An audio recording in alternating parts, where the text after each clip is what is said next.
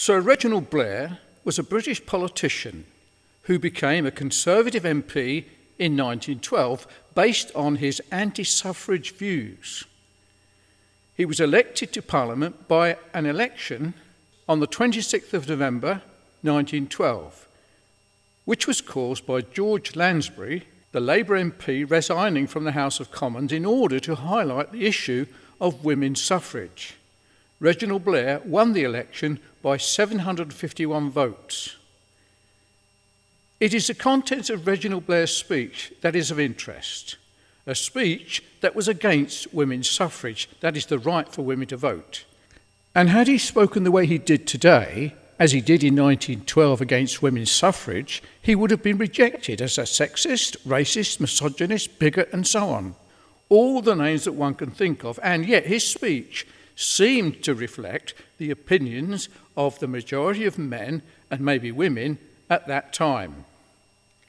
When recounting history in the form of films, plays, books, and so on, it is very easy to portray alternative facts rather than the whole truth, and to ignore other important issues that run concurrent with the events of the times.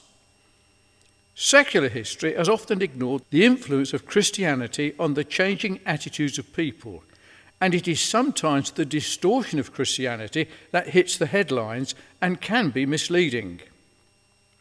Christian religion does define the roles and differences between men and women, which often go contrary to modern secular reasoning, which is generally far removed from what the apostles of our Lord Jesus Christ taught on this subject. For those interested, I treat this subject in depth in my book, Mary, Mary, Quite Contrary, which treats the subject of the roles of women in a Christian family and society.